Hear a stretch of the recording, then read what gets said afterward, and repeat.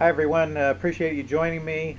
Each week I'm going to be sharing a little bit of things via video instead of email. I'm going to try to break down each video into something about the setting, where we're at in the life of the group that might be applicable. This is the first meeting, maybe it'll be the Servant Evangelism Project coming up or whatever. Something about skills, that would be the second thing. Some skill that you can be reminded of, you might learn, I might be able to pass on. Something about the study. I'm going to be working with Mike to prepare the discussion questions related to the message for you to use in the meeting. And I'll share some thoughts in this video time regarding why those were chosen, how you might be able to use them. You'll, of course, get them in writing as well. And then finally, hopefully something for your spirit, something just to remind you of why we're here and, how God can use us in the meetings. This time the setting and the skills go together pretty much because it is the first meeting and there are a lot of skills involved in the first meeting in particular. I wanted to say a couple things about the first meeting. My goal for the first meeting more than anything else is I think that people feel welcome at the group. Welcome and wanted. I think I want people to feel accepted as they are.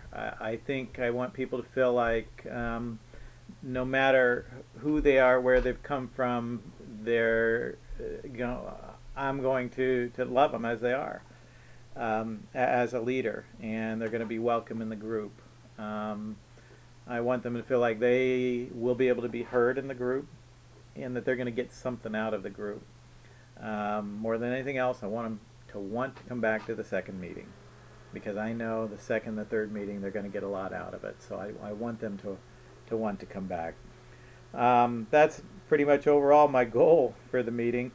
I wanted to talk about the icebreaker. What I always do, usually the first meeting, but I would encourage you, if not the first, at least the second meeting, and it'd be a good time in the first because you have more time, you're not doing the study, is as a part of your icebreaker question, have people go around and share who they are, what they do, maybe if they're married, how long they've been married, how many children they have, how long they've been coming to New Day Church, and what they want to get out of the group. And I might throw in a lighter icebreaker question too, and it's something that doesn't take a lot of people a long time to think about or to share, something very simple. Actually I probably wouldn't. I would focus on all the stuff that I just put in. But nothing wrong with having another piece of the icebreaker. What if your week was to be described by a color? What color would your week be? And in just one sentence, why? That's a fun one. But the other things are very important because you don't want people to go several weeks into the group and really not know if this person has any children or how long they've been coming to New Day. They shouldn't have to find all that out in the chit-chat before meeting, after meeting time or whatever. You want them to kind of know some basic information. And in finding out what they want to get out of the group too, this shows that you're really interested in why they're there.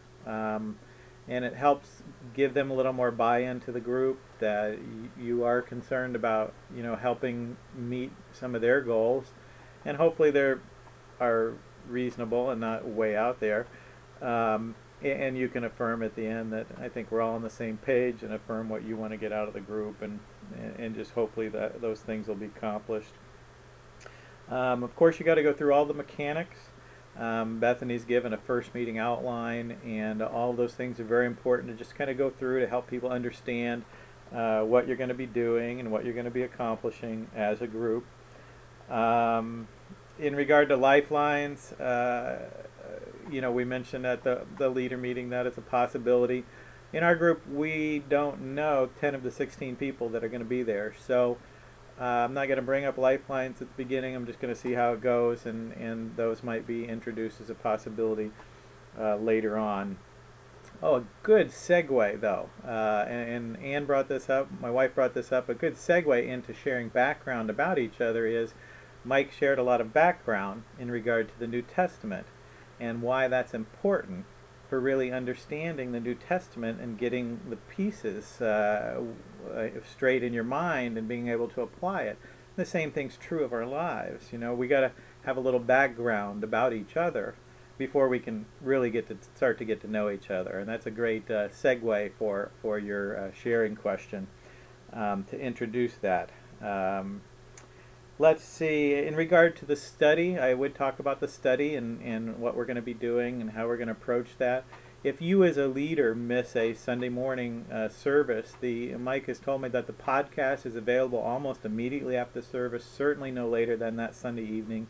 I would encourage you to go ahead and listen to the podcast so that when you see the discussion questions, they'll make sense. I will try to have the discussion questions ready for you. Don't know exactly when, but my goal is at least by the end of the night, Sunday night. If not, then first thing Monday morning. Have them available to you with this video. I would talk to your folks though about the study and say, you know, we would encourage you, man, read through the New Testament. Let's all try to do it together. But hey, if you can't do that, if you try and you miss, we're not worried about that. If you don't make it Sunday morning, you don't listen to the podcast, I mean, come. You know, more than anything else, I just want people to be at the meeting. If they're not there, they don't get anything out of it. So not only did they not make Sunday morning, but they didn't make the meeting. So I don't want them to feel like they can't come because they weren't ready. Just encourage them that the most important thing is for them to be there. And you know, we'll be reviewing, and they'll be able to catch up, and they'll get something out of it, even if they missed Sunday morning. Finally, what I would really try to do, and make sure you leave time for, is just 10 minutes, 5 if you only have it, for sharing in prayer. And you know, just let them know that, you know, every week we're going to have a time just for you to share anything that's going on in your life that you need prayer for, and we're going to pray about that. And this is a time where, you know, this is what we're here for. If there's something that you need support in, something going on in your life, then we're going to set aside some time to pray for you about that. That's when I talk about not, you know, we try to pray for each other because we're in the room, and not pray for Aunt Matilda's long hangnail that's hurting her. So you know, and then I just give time, even if you get 1 or 2 requests, that's great.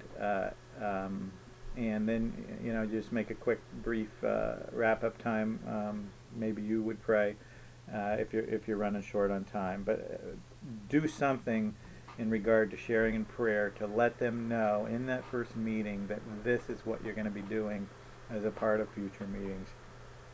Finally, just wanted to share something for your spirit, hopefully. 2 Corinthians 3 verse 7 says, "We have this treasure in earthen vessels, that the surpassing greatness of the power might be from God and not from ourselves." The treasure is the Holy Spirit. The earthen vessels are us. God's Holy Spirit lives in us. We're like a jar of clay. It's not perfect by any means, and the treasure is what is intended to be seen in our weakness. And we're going to prepare. We're going to do a good job. We're going to start and end on time. We're going to try to be better leaders. We're going to do everything so that God can use it. But at the end of the day, I'm not going to be perfect in that meeting, and I'm not going to try to be perfect, and the meeting's not going to be perfect. So I'm trusting that God has called us all together. He has His purposes that He wants to accomplish, and we know that's what we want to do in the meeting. That's where we want to go for this group. And I'm trusting that God is going to do something that I could never do in that meeting. He's going to mold the group. He's going to work in people's lives.